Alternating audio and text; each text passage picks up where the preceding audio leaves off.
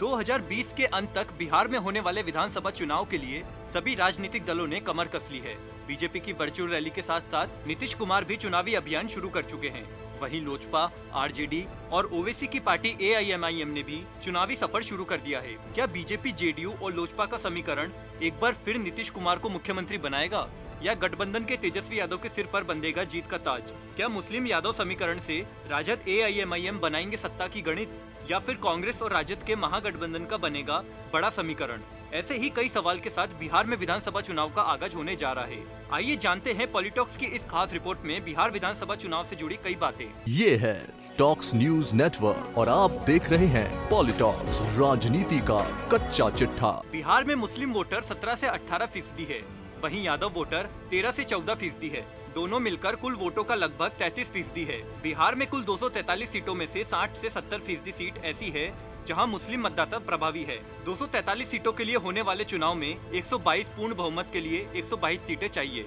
243 सीटों वाली बिहार विधानसभा में 2015 के चुनाव में लालू प्रसाद यादव की आरजेडी 80 सीटें जीतकर सबसे बड़े दल के रूप में उभरी, तो नीतीश कुमार की जेडीयू 71 सीटें लेकर दूसरे नंबर पर रही। बीजेपी को 53 सीट मिली तो कांग्रेस को 27 सीटों पर संतुष्ट करना पड़ा। इस चुनाव में लालू यादव की पार्टी आरजेडी और नीतीश कुमार की पार्टी जेडीयू के बीच गठबंधन था। लालू यादव की पार्टी के पास अधिक सीटें होते हुए भी सियासी समीकरणों के चलते नीतीश कुमार बिहार के मुख्यमंत्री बने, लेकिन दोनों दलों के बीच मधुर रिश्ते ज्यादा समय तक नहीं रह सके और नीतीश कुमार ने आरजेडी से गठबंधन तोड़ बीजेपी से गठबंधन कर लिया। इधर बीजेपी इसी मौके की तलाश में थी। बीजेपी ने तुरंत नीतीश कुमार को समर्थन दे दिया और इस्तीफा 18 घंटे से भी कम समय में नीतीश कुमार फिर से मुख्यमंत्री बन गए। बीजेपी की ओर से सुशील मोदी बिहार के उप मुख्यमंत्री बन गए। अब बीजेपी ने एक बार फिर नीतीश कुमार के नेतृत्व में ही विधानसभा चुनाव लड़ने का ऐलान किया है। इसके बाद 2019 में हुए लोकसभा चुनाव में मोदी लहर के बीच नीतीश बीजेपी की जोड़ी ने बिहार की 40 में से 39 सीटें जीती। इस चुनाव में बीजेपी के वोट शेयर में काफी बढ़ोतरी हुई। अब आगे क्या? विधानसभा चुनाव को लेकर सभी पार्टी ने कमर कस ली है। मतदाताओं को लुभाने का काम शुरू हो गया है। सभी राजनीतिक दल अपने अपने समीकरण से मतदाताओं की मानसिकता अपने पक्ष में करने के काम में जुट गए हैं। चुनाव को लेकर हो रहे सर्वे के अनुसार मुख्य मुकाबला एनडीए और महागठबंधन के बीच होना है, यानी नीतीश कुमार और तेजस्वी यादव के चेहरे के बीच ही पूरा चुनाव होना है। एनडीए गठबंधन जहां मोदी सरकार और नीतीश कुमार के काम पर वोट मांगने जनता के बीच जाएगा, वहीं महागठबंधन दोनों सरकार की विफलता के साथ देश और राज्य के वर्तमान हालातों को चुनावी मुद्दा बनाएगा। हालांकि अभी सीटों के बंटवारे को लेकर कई राजनीतिक दलों में बातचीत चल रही है। इस बीच महागठबंधन से खबर आई है कि पिछले विधानसभा चुनाव में 40 सीटों पर चुनाव लड़ने वाली कांग्रेस ने इस बार 80 सीटों पर चुनाव लड़ने का इरादा किया है। आखिरी फैसला तेजस्वी यादव के साथ होने वाली बैठक में ही लिया जाएगा।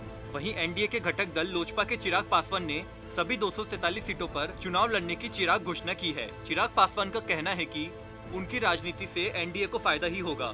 एआईएमआईएम के ओवैसी ने भी अधिकांश मुस्लिम प्रभावी वाली सीटों से अपने प्रत्याशी उतारने का ऐलान किया है। ओवैसी चुनाव के बाद किसी दल को समर्थन देने के बारे में तय करेंगे। चुनाव आयोग ने की तैयारियां शुरू। चुनाव आयोग ने बिहार विधानसभा चुनाव को लेकर चुनाव की तारीखों का ऐलान नहीं किया है, लेकिन तैयारियां शुरू कर दी है। आयोग ने नई पंजीकृत पार्टियों को चुनाव चिन्ह बांटना शुरू कर दिया है।